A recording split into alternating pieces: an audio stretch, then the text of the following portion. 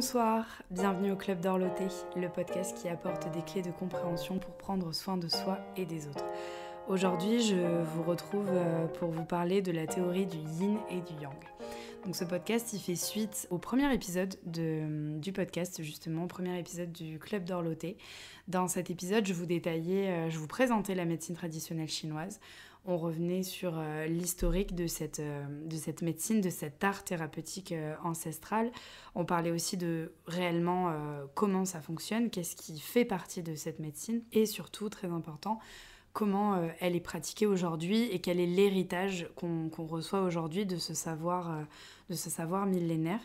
D'ailleurs, je vous invite, si ce n'est pas déjà fait, à peut-être écouter d'abord l'épisode 1, du coup, donc cette présentation de la médecine traditionnelle chinoise, avant d'écouter cet épisode-ci sur la théorie du yin et du yang, parce que je pense que l'épisode 1 est une bonne introduction aux prochains épisodes où vraiment on va venir détailler un petit peu plus toutes ces théories fondamentales qui sont vraiment les fondations de la médecine chinoise. Je ne les ai pas détaillées dans l'épisode 1, mais c'est vraiment une bonne entrée en matière quand même pour vous présenter un peu tous les tenants et les aboutissants de cet art thérapeutique millénaire. Et aujourd'hui, donc, on va parler de la théorie du yin et du yang. Je pense que c'est quelque chose qui est peut-être mal connu aujourd'hui, en tout cas peut-être par les personnes qui sont un petit peu moins initiées à toute la philosophie taoïste, philosophie chinoise. Je pense qu'il y a beaucoup de... Alors, soit ça peut paraître très obscur, très mystérieux, très mystique, ou au contraire, ça peut être un petit peu galvaudé, et je pense tout particulièrement à des personnes qui se font peut-être, par exemple, tatouer des symboles sans savoir exactement ce que ça représente, ce que ça signifie, quels sont... et ce que ça implique derrière. Donc c'est pour ça aussi que je vais faire cet épisode qui, je pense, sera peut-être un petit peu plus court que d'habitude, mais pour moi c'est important de revenir sur cette théorie fondamentale qui pour moi est vraiment c'est un des fondements de la médecine traditionnelle chinoise, c'est certain, mais c'est aussi un des fondements de beaucoup de pensées asiatiques aussi qui sont encore très présentes dans le monde, et c'est ma vision aussi de la vie. En tout cas, c'est vraiment un principe dont j'ai réellement conscience dans ma vie au quotidien et que j'observe très bien. Vous allez comprendre pourquoi. Donc c'est un sujet qui me tient à cœur. C'est une très belle symbolique et je pense qu'elle mérite d'être bien connue et d'être vulgarisée un petit peu pour la rendre un petit peu accessible aussi à tous, et qu'on puisse tous mettre un petit peu en place certaines choses, ou du moins en avoir conscience, sans forcément rentrer dans un rythme de vie selon la philosophie taoïste et tout. C'est pas du tout de ça dont on va parler, mais c'est vrai que peut-être avoir un petit peu plus conscience de ces deux forces en fait qui sont en perpétuel changement, en perpétuel mouvement, aussi bien dans notre corps qu'à l'extérieur. Donc c'est vraiment ce qu'on va venir détailler aujourd'hui. Dans l'épisode numéro 1, justement, où je vous présente la philosophie chinoise et en particulier la médecine traditionnelle chinoise, très rapidement, je vous parlais de l'observation de la nature, et que selon la médecine chinoise, selon la MTC, tout ce qui se passe dans la nature autour de nous, dans notre environnement, se reflète à l'intérieur de notre corps et inversement.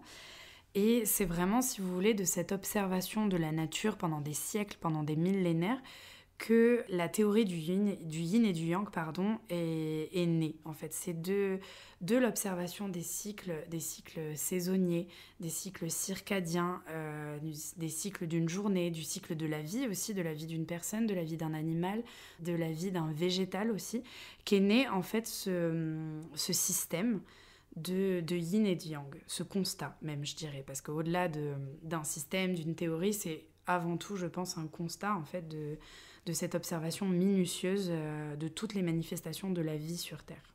En médecine chinoise, on part du principe qu'à l'origine, il y avait le 1, donc ce qu'on appelle le Tao.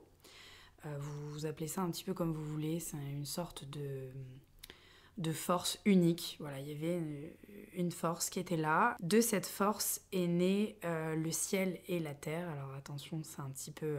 Ça peut paraître un peu perché dit comme ça, mais on va y revenir et on va détailler un petit peu tout ça. De cette force, de ce 1, est né le 2. Donc en fait, vous allez avoir le ciel et la terre. Le ciel qui a plutôt une polarité yang et la terre plutôt une polarité yin. dans la cosmologie chinoise, donc l'histoire de l'univers selon la philosophie chinoise, l'être humain est entre ces deux forces en fait, et vraiment entre le ciel et la terre. Et au-delà d'être entre ces deux forces, il est ces deux forces, si vous voulez. Nous, dans notre corps, nous retrouvons ces deux polarités yin et yang. Donc en fait, c'est un petit peu comme ça que tout commence. Et si vraiment on devait définir un petit peu plus les termes de yin et de yang, le yin, il me semble que ça se traduit par l'obscur ou quelque chose comme ça, et le yang, c'est le lumineux. À chaque fois, les deux sont en opposition. Et donc pour en revenir à l'observation de la nature, l'observation que les sages ont fait de la nature, ils se sont rendus compte que dans un phénomène, il y a une naissance, une croissance, une plénitude, une maturité, puis un déclin, une décroissance pour ensuite arriver à la mort et ainsi de suite.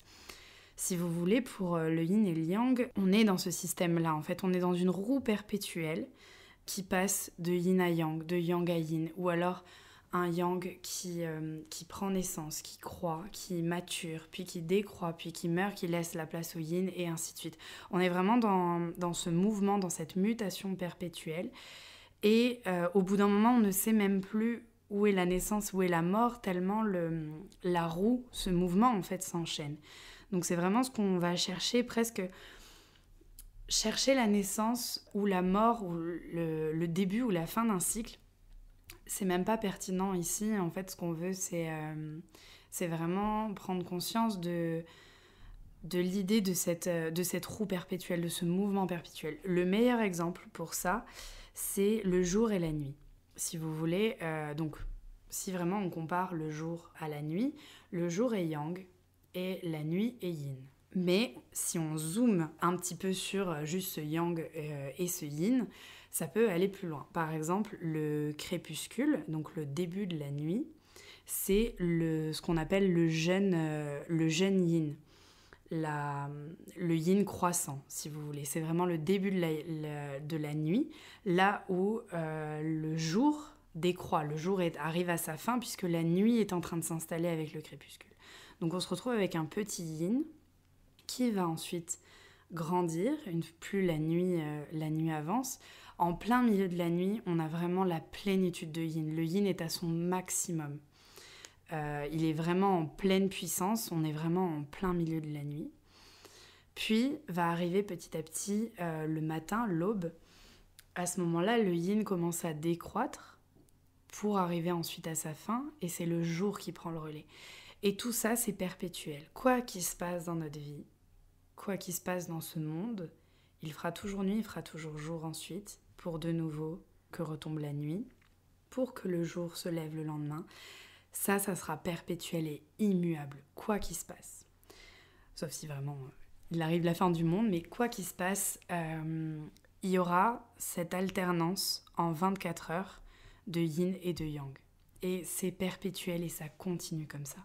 Donc forcément, si on part du principe que tout ce qui se passe autour de nous, dans la nature, dans notre environnement, a un impact aussi sur notre corps, ça se passe aussi à l'intérieur de notre corps, cette alternance de yin et de yang, on la retrouve également dans notre corps. C'est pour ça que, alors souvent j'ai des personnes qui viennent me voir et qui me disent « alors moi je suis très yang ».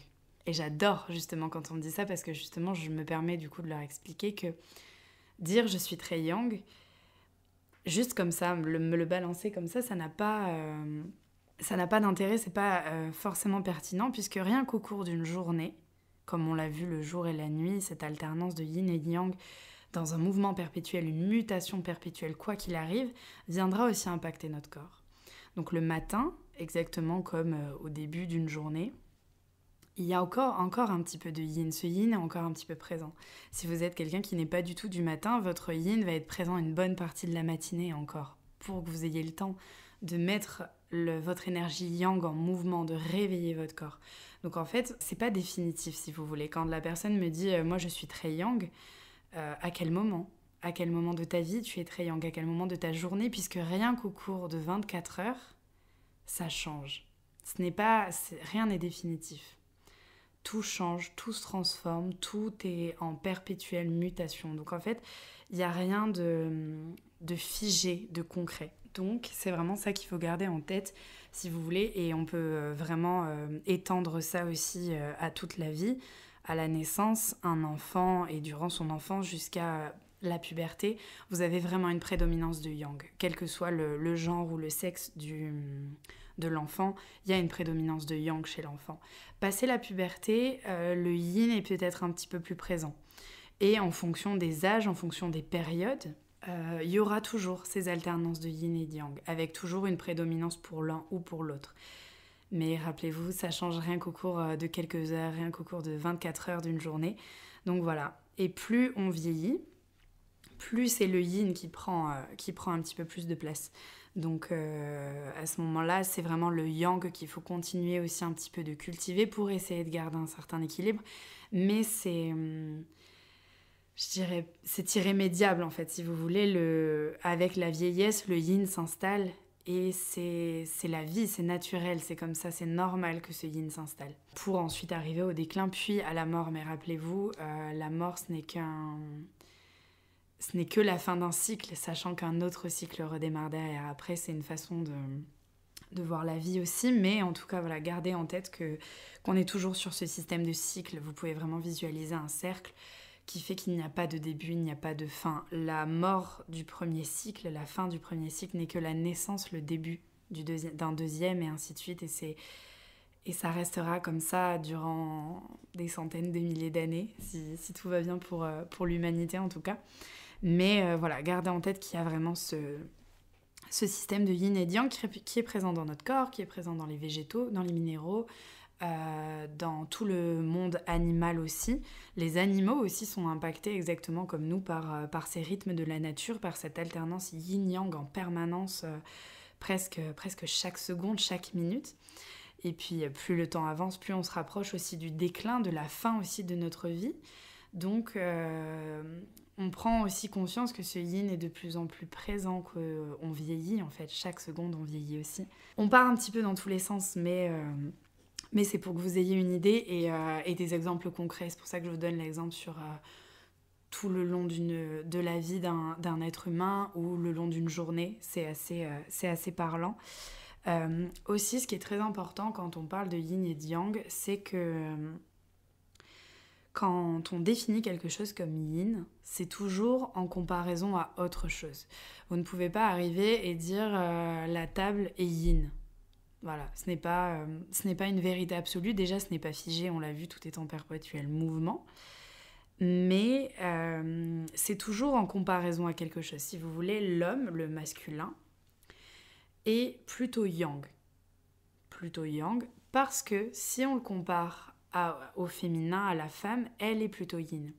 Donc si on compare les deux, effectivement, l'homme sera yang et la femme yin, mais parmi les femmes, si on zoome et qu'on regarde uniquement parmi les femmes, vous aurez des femmes qui auront des prédominances yang à certains moments de leur vie, là où d'autres au même moment auront une prédominance yin, même si le féminin dans son ensemble est plutôt yin. Et je dirais toujours plutôt, parce qu'on le verra après, il n'y a jamais de yin à 100% et de yang à 100%. On parle plutôt de plénitude, de jeune yin, de yin croissant, décroissant, de plénitude ou de déclin, si vous voulez, mais il n'y a jamais de yin et de yang à 100%. Il me semble pas que ça existe, il n'y a jamais ça. Et exactement comme il n'y a pas 50% de yin et 50% de yang dans notre monde, sinon notre monde n'existerait tout simplement pas.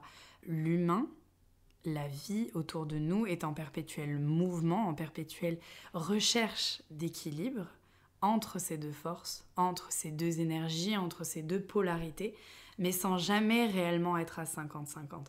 Si on est à 50-50, on a l'équilibre parfait et notre monde n'existe pas. Je pars du principe que l'expérience humaine, l'expérience sur cette terre, l'expérience qu'on fait tous en tant qu'être humain est l'expérience du déséquilibre. Si nous étions tous équilibrés, je pense qu'on ne serait même pas incarnés réellement sous la forme d'être humain aussi sur cette terre. Et on ne serait pas dans cette vie, on ne vivrait pas dans ce monde-là. Donc ce n'est pas... on est dans un monde de déséquilibre. On fait réellement l'expérience du déséquilibre et Avoir un équilibre parfait à 50-50, on ne le trouve nulle part dans l'univers et c'est bien ce qui a créé notre planète, ce qui a créé la vie sur Terre, c'est ce déséquilibre à un moment et ce mouvement qui s'est mis en place dans cette recherche d'équilibre. Mais c'est une recherche presque infinie puisque du coup, l'un ne peut pas prendre le dessus sur l'autre, ou en tout cas si l'autre prend le dessus, l'autre prendra le dessus après et tout est en permanence en mouvement comme ça. Donc c'est vraiment ça qu'il faut garder en tête, il n'y a pas d'équilibre parfait, comme il n'y a pas de 100% yin, il n'y a pas de 100% yang. Tout est toujours... il y a toujours un petit peu de yin dans le yang et ainsi de suite. Et toujours important de le comparer, si vous parlez de quelque chose de yin, c'est à mettre en comparaison, en opposition avec quelque chose de yang. Voilà, c'est toujours à mettre en comparaison. Si vous voulez une idée, alors une liste non exhaustive de la classification... de certaines choses selon la théorie du yin et du yang. La Terre sera yin quand le ciel sera yang. La Lune est plutôt yin quand le Soleil est yang. Le sombre, l'obscur, c'est le yin. Là où le lumineux, la lumière, tout ça, c'est le yang. La nuit, on l'a compris, est yin quand le jour est yang. Le féminin, c'est plutôt yin et le masculin plutôt yang.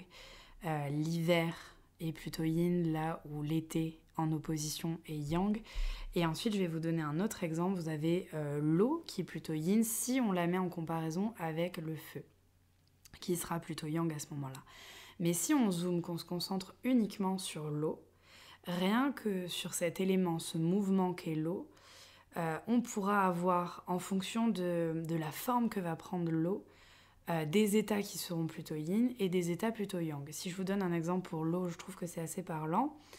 La banquise ou même un glaçon, on est vraiment dans l'aspect, la forme de l'eau la plus dense, la plus figée, la plus pleine. Vraiment, on est sur un bloc de glace qui est quasiment immobile, figé. On est vraiment dans la densité la plus importante pour l'eau. Et là, ça va être la forme la plus yin pour l'eau. Mais l'eau peut aussi être très yang. Si on prend par exemple une cascade, un torrent de montagne, le dynamisme, la vie que dégagera l'eau à ce moment-là, on est vraiment à l'opposé de la banquise où là, pour le coup, on est plutôt sur quelque chose d'immobile, de figé.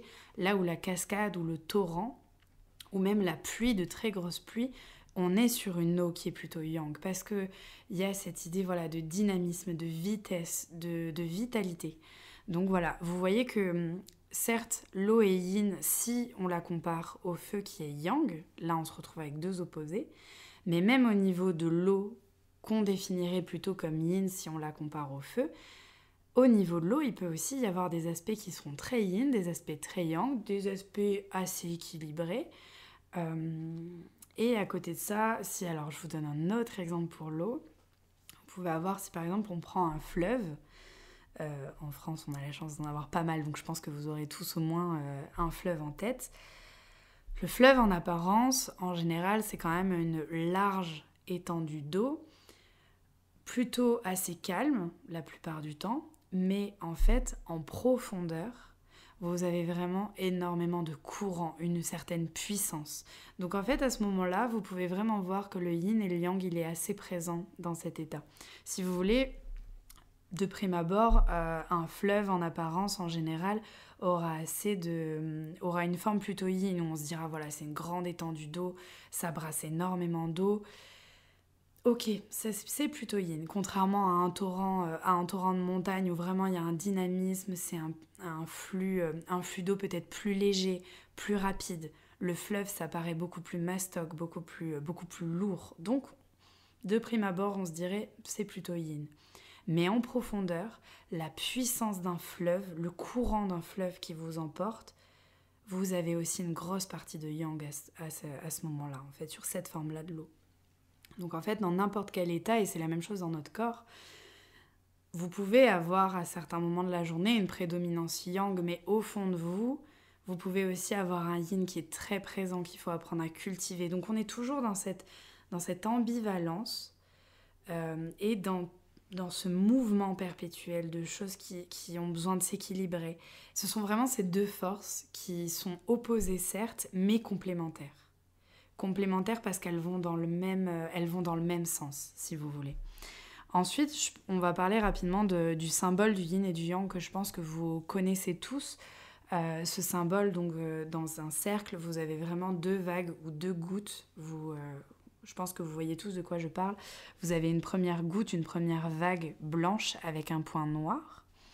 Et l'inverse, l'égal opposé, donc une goutte, une vague plutôt noire avec un point blanc. Le point blanc dans la goutte noire et le point noir dans la goutte blanche, c'est vraiment pour vous montrer que même quand le yin est à son maximum, il y aura toujours du yang. Et même quand le yang est à son maximum, qu'on est vraiment en plénitude de yang, il y aura toujours même une infime partie de yin. Sur ce symbole, alors, pour moi, c'est important quand même de vous détailler ce symbole et de vous détailler un petit peu comment il fonctionne et ce que ça représente. Mais si vous avez compris que le yin et le yang, c'est voilà, ce perpétuel mouvement, ces mutations, ces changements qui sont là et qui sont permanents, vraiment, c'est une roue qui est là et ça n'arrête pas de tourner, ça n'arrête pas de bouger chaque seconde. Un peu comme le temps il continue de filer, si vous voulez. Du coup, si vous avez compris que le yin et le yang, on est vraiment dans ce mouvement en permanence, le figer sur une image, sur un symbole, c'est presque un non-sens, mais on est obligé pour avoir une idée, pour pouvoir le représenter. Surtout que nous, les êtres humains, on a besoin de représentation, on a besoin de symboles, on a besoin de supports sur lesquels s'appuyer. Mais c'est vrai que là, sur cette théorie-là, où on parle de vagues, de vitalité, d'énergie, de devoir en faire un symbole, quelque chose de figé, une représentation sur papier ou n'importe où, sur du physique, c'est presque un non-sens. Mais on en a besoin et c'est ce pourquoi je vous le détaille. Donc, en général, la goutte blanche ou la goutte la plus claire, si il y a d'autres couleurs que le noir et le blanc dans sa représentation, la goutte la plus claire sera le yang. Et du coup, la goutte la plus sombre, la goutte noire en tout cas sur la représentation que j'ai là devant moi, ça sera le yin. Donc on a toujours cette opposition, si on parle de couleur, le blanc sera yang, là où le noir sera plutôt yin. En général, pour que le symbole soit le plus exact possible, il faut que les gouttes, les vagues tournent dans le sens des aiguilles d'une montre. Et l'idéal, c'est que le sommet, la partie la plus importante, la plus grosse de la goutte blanche, soit en haut. Et en opposition, la partie la plus imposante de la goutte noire soit en dessous. Voilà. Et après d'avoir les 2 points l'un au-dessus de l'autre, le point noir en haut, donc l'infime partie de yin dans le yang, et le point blanc, l'infime partie de yang dans le yin, juste en dessous. L'idéal, c'est que ça tourne dans le sens des aiguilles d'une montre, et même si c'est un symbole figé, il faut qu'on puisse, normalement, quand vous avez tous vu ce symbole au moins une fois, je pense que vous avez compris que, voilà, il y avait quand même cette idée de mouvement. On a essayé de représenter un certain mouvement, un certain dynamisme comme ça, et vraiment 2 forces complémentaires qui sont là dans une croissance, une décroissance perpétuelle pour venir essayer chercher l'équilibre au maximum. Mais rappelez-vous, je pense que on connaît ce monde-là sur Terre pour faire l'expérience du déséquilibre. Donc le 50-50, pile poil, n'existe pas. Je pense qu'on peut tendre vers un équilibre et vers une synchronisation presque quasiment parfaite avec la nature, avec tout ce qui nous entoure. Mais je pense que l'équilibre parfait, même si on cherche à l'atteindre, il est rarement atteignable et que justement l'expérience humaine, et c'est ça qui est beau dans notre vie, c'est que tout va se terminer aussi un jour et qu'on fait vraiment l'expérience de ce déséquilibre profond et de cette recherche d'équilibre. Je pense que c'est tout l'intérêt de la vie en fait. On en a qui vous parleront de mission de vie, de ce genre de choses. On est un peu là-dedans. Sans rentrer trop dans du spirituel, on est dans cette recherche, dans cette quête. La vie est une quête, clairement. Voilà, j'espère que vous avez déjà saisi quelques petites choses. Si je vous donne un petit exemple au niveau du yin et du yang dans notre corps, si vous voulez un exemple concret, en médecine chinoise, donc de toute façon, il y aura un épisode qui sera dédié aux organes selon la MTC. parce que c'est vraiment un système qui est différent et les organes et leurs fonctions sont un petit peu différents de la médecine contemporaine, ou en tout cas qu'on connaît aujourd'hui. C'est une autre façon de voir le corps, d'appréhender le corps. En NTC, on retrouve ce qu'on appelle les organes Zhang et les organes Fu. Les organes Fu, ce sont les entrailles, on va le détailler juste après. Parmi les organes Zhang, ce sont les organes qu'on considère comme plutôt yin, parce qu'ils sont vraiment pleins, ils sont denses à l'intérieur. Par exemple, si on prend le cœur est gorgé de sang. Notre cœur, c'est vraiment pas du tout un organe, si vous voulez, c'est pas une poche, c'est pas un réceptacle. C'est vraiment un organe qui est plein de vaisseaux, qui est gorgé de matière. C'est là qu'on retrouve du coup les caractéristiques qui sont plutôt yin. À l'inverse, vous trouverez du coup ce qu'on appelle les organes Fu, qui sont les entrailles, où là vous aurez tout ce qui va être pour le coup toutes les poches, tous les organes qui ont pour but de recevoir et de redistribuer. Par exemple, si on prend la vessie ou l'intestin, le gros intestin par exemple, on est vraiment sur des poches ou carrément une sorte de tuyau, où là on est sur des organes qui sont en apparence vides et qui sont juste là pour recevoir quelque chose, puis ensuite de nouveau le redistribuer, le remettre en circulation. Donc on part du principe que le fait que ces organes-là soient vides et juste reçoivent quelque chose qui ne fait que passer, on retrouve du coup les caractéristiques yang. Donc ça, c'était un exemple pour que vous compreniez que certes, dans la nature, vous avez ces deux polarités yin et yang, mais en fait, on les retrouve aussi dans notre corps. Et ça fonctionne comme ça, les deux sont interdépendants. On ne pourrait pas vivre qu'avec les organes Zhang et on ne pourrait pas vivre qu'avec les organes Fu. On a besoin en fait des deux et de cette collaboration active entre tous ces organes, entre ces deux polarités, ces deux forces que sont le yin et le yang dans notre corps pour se maintenir en vie. Après, forcément, on le verra dans 2 prochains épisodes, et c'est tout l'intérêt aussi de la médecine traditionnelle chinoise, notre corps n'est fait que de déséquilibre, quasiment. Donc forcément, on a ces deux forces qui sont présentes à l'intérieur de notre corps et on est dans une quête perpétuelle, comme je vous disais, d'un équilibre pour se maintenir avant tout en vie, mais aussi en bonne santé. Après, pour avoir conscience de ces deux forces dans notre vie, je pense que c'est très important de peut-être se reconnecter à la nature. Comme je vous disais dans l'épisode 1 où on parlait de la médecine chinoise et comme on en parlait aussi tout à l'heure, ces théories fondamentales, cette vision de la vie, elle est née de l'observation de la nature et je pense que pour se connecter encore plus à son yin ou à son yang, en fonction des périodes de notre vie ou même des périodes de la journée, on l'a vu, je pense que c'est essentiel de se connecter réellement à son environnement, puisqu'on sait que les deux se reflètent vraiment comme un miroir. Je pense que c'est très important de se connecter au rythme des saisons, de se connecter déjà peut-être même au rythme de la journée en fonction du rythme que vous avez, que ça soit au travail ou dans votre vie plus intime, plus personnelle. Je pense que c'est important d'arriver déjà à mieux se caler entre le jour et la nuit aussi, de pas forcément... Alors, pour ceux qui font les 3-8, c'est compliqué, mais vous voyez ce que je veux dire, essayer de trouver un certain équilibre, de pas forcément se coucher trop tard, de pas se lever trop tard aussi, se lever en plein jour à 15h, sauf exception, je pense que c'est... Du coup, ça devient un réel non-sens pour notre corps et pour son propre rythme. Et on vient déjà tout déséquilibrer et tout se casse la figure. Donc voilà, je pense que c'est important, avant même de se reconnecter aux saisons, déjà de se connecter au rythme du jour et de la nuit. Et après, si vraiment le cœur vous en dit et que vous voulez approfondir peut-être un petit peu plus toutes ces notions, je pense que c'est important de se connecter aux saisons. Par exemple, l'hiver est une saison qui est plus yin, là où au contraire, toujours en opposition, l'été est plutôt yang. Puis à l'automne, le yang est clairement en déclin et c'est le yin qui prend une place plus importante. Et à l'inverse, bon là, à l'heure où j'enregistre ce podcast, on est début avril 2022. En avril, on est clairement au printemps. Et le printemps, on est un petit peu encore au début du printemps, en tout cas, on est encore un petit peu dans cette alternance de yin et de yang où le yang est en train de se réveiller, si vous voulez, mais on sort à peine de l'hiver. Là, maintenant que j'enregistre, je suis face à la forêt chez moi et c'est vrai que tous les arbres ne sont pas encore recouverts de leurs nouvelles feuilles. Donc on sent que voilà, le yin est encore un petit peu présent et que le yang fait sa place petit à petit. Il va y avoir des bourgeons sur les arbres qui vont donner plus tard des feuilles, mais c'est vrai que voilà, on est encore un petit peu dans une alternance. Et au mois de mai, ça sera déjà, le yang sera déjà un petit peu plus installé.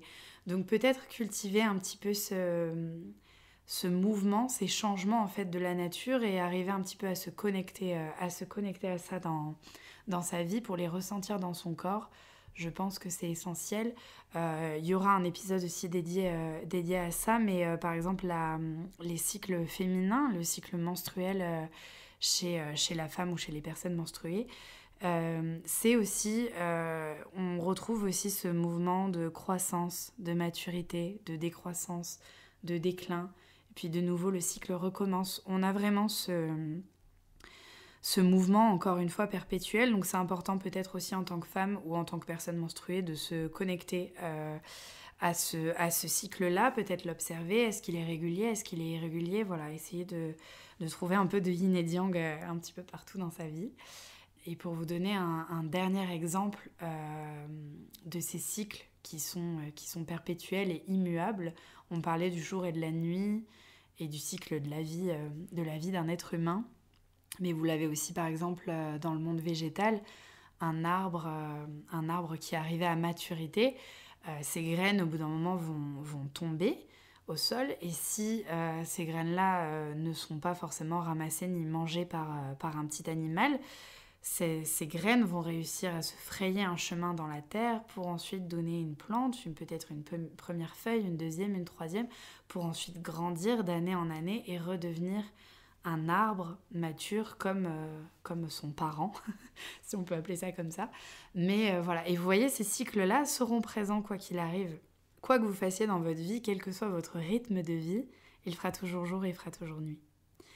Quoi qu'il se passe pour, même si on va chercher un petit peu plus loin, quoi qu'il se passe pour l'humanité même, ou pour certains animaux, il fera toujours jour, il fera toujours nuit, il y aura toujours un système de saisons, certes déréglé maintenant, mais les saisons seront toujours là, peut-être sous des formes différentes, mais il y aura toujours cette idée de mouvement, quelque part, en permanence. Ce mouvement-là, on le retrouve dans nos propres cellules, dans chacune de nos cellules. C'est important, je pense aussi d'en avoir conscience. Donc voilà, j'espère que ça aura été clair pour vous. C'est vraiment pas facile de vulgariser tous ces concepts, toutes ces théories fondamentales de médecine traditionnelle chinoise. C'est vraiment, on est entre de la philo, quelque chose de très concret. Enfin, c'est vraiment pas évident à vulgariser. C'est l'objectif du Club d'Orloté, de toute façon, de vous donner vraiment ces clés de compréhension pour déjà aussi comprendre votre corps, pour pouvoir aussi derrière en prendre soin.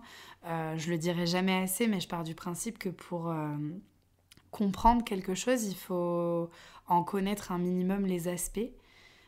Donc voilà, c'est vraiment l'objectif du Club d'Orloté, c'est de vous donner certaines connaissances, de vous apporter un certain savoir. Alors toute proportion gardée, hein, vraiment je me place, moi aussi j'apprends tous les jours et c'est vraiment en toute humilité que je vous dis ça, mais vous apporter peut-être certaines clés pour qu'ensuite vous arriviez à comprendre certaines choses, à comprendre certains fonctionnements, que ce soit de votre corps ou entre êtres humains, tout ça, pour ensuite arriver peut-être à mieux respecter votre corps, à mieux vous écouter. Voilà, je pense que c'est vraiment l'objectif, à mieux vous écouter, à mieux écouter aussi les besoins des autres. Voilà, c'est ce dont je voulais vous parler aujourd'hui et c'est vraiment l'objectif du Club d'Orloté dans son ensemble. Vous apporter des connaissances pour mieux comprendre et pour mieux vous aimer, pour mieux prendre soin de soi et des autres.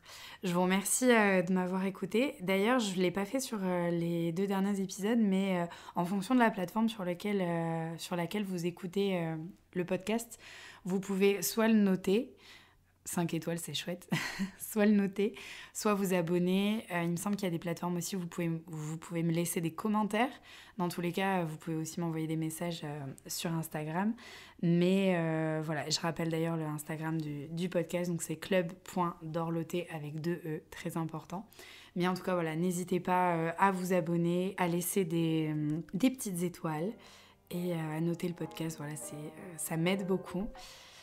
Et écoutez, je vous dis à la semaine prochaine. On se retrouve pour un prochain épisode. Prenez soin de vous. Bisous!